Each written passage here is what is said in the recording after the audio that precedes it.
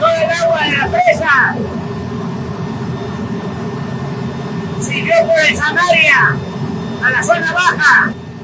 Tuvimos que optar entre inconvenientes, no inundar Villahermosa y que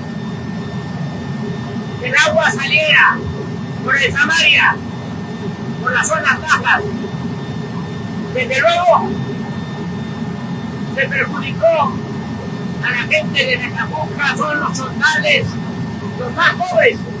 Desde tiempos muy remotos, el estado de Tabasco se ha visto afectado por inundaciones. Ha sido en repetidas ocasiones descrito como un lugar donde es más agua que tierra. Como bien decía aquel poeta paraiseño Ángel Suárez, yo prefiero a Tabasco, porque si he de morir alguna vez, prefiero ser ahogado y no de sed. Pero, aunque las enormes cantidades de agua sean una característica de nuestro estado, esta no deja de representar un problema para la población y por consiguiente una responsabilidad para el Estado. La Constitución Política de los Estados Unidos Mexicanos reconoce en su artículo 4, párrafo 5, el derecho humano al medio ambiente sano para el desarrollo y bienestar, disposición jurídica que a la letra señala lo siguiente. Toda persona tiene derecho a un medio ambiente sano para su desarrollo y bienestar. El Estado garantizará el respeto a este derecho. El daño y deterioro ambiental generará responsabilidad para quien lo provoque, en términos de lo dispuesto por la ley. Ahora bien, tomando como referencia este artículo y aplicándolo a lo suscitado en este 2020 en materia de inundaciones, podemos afirmar que no se cumplió dicha prerrogativa por parte del Estado, ya que en palabras del propio presidente de la República, se optó por afectar a los más pobres. Pero no solo se afectaron a los más pobres, sino a la clase trabajadora. En una opinión personal, creo que este gobierno ha dejado de lado a este sector de la población, ya que literalmente ha apoyado a los más pobres.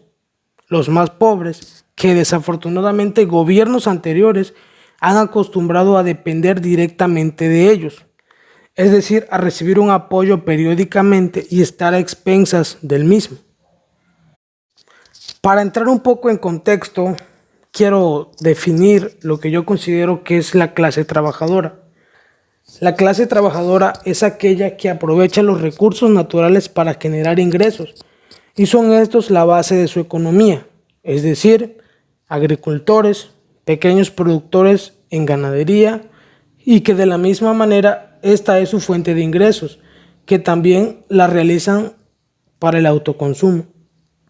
Es esta clase social que está encima de los más pobres, pero muy por debajo de los que todo lo tienen, y es el trabajo en el campo su única fuente de ingresos, como la mayoría de los habitantes de nuestro estado.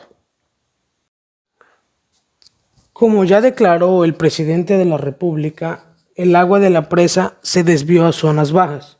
Entonces, ¿en dónde creemos que fue a parar dicha agua? Exactamente, en el campo tabasqueño. Y es que el campo ha sido olvidado por completo. Recordemos que en tiempos pasados era Tabasco un gran productor de recursos agropecuarios y con la llegada del petróleo solo se quedó en una actividad de autoconsumo o producción menor, dejando en una crisis a la clase trabajadora, la clase que de verdad entiende el valor de los recursos y sabe cómo aprovecharlos para generar ingresos.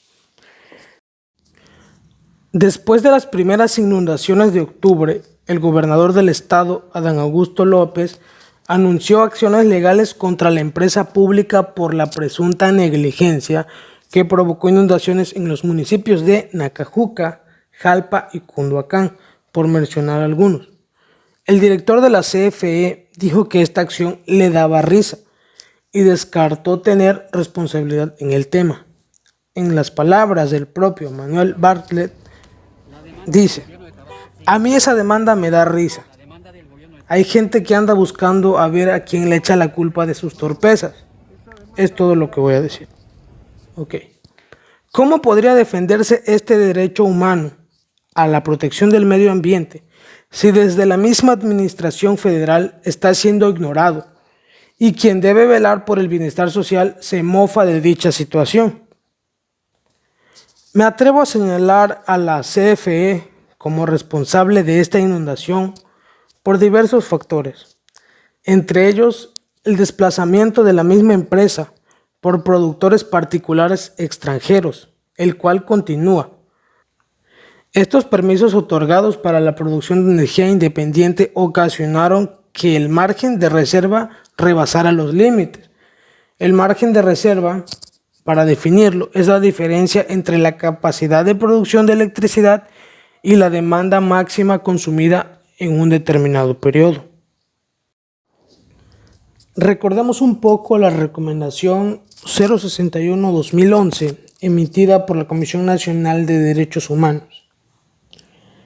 La Comisión Nacional de Derechos Humanos evidenció violaciones a los derechos de seguridad jurídica, legalidad, propiedad y posesión, trato digno, protección de la salud, vivienda adecuada y al desarrollo, el cual los atribuyó a servidores públicos de diferentes dependencias. Yo creo que desde los que nos gobiernan no existe esa idea de percibir los derechos humanos como lo fundamental o lo primero en tutelarse.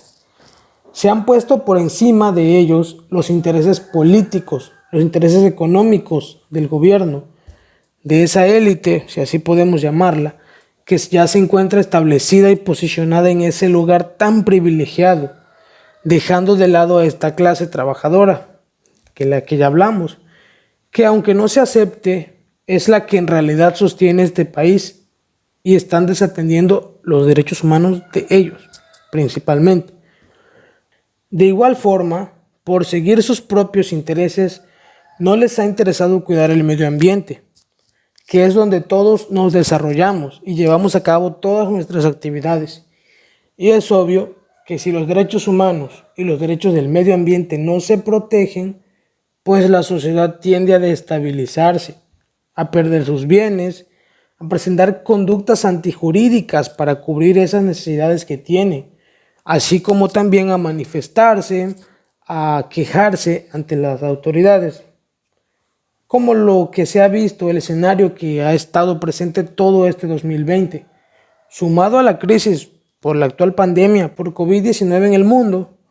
Nuestro estado está siendo muy afectado por las inundaciones.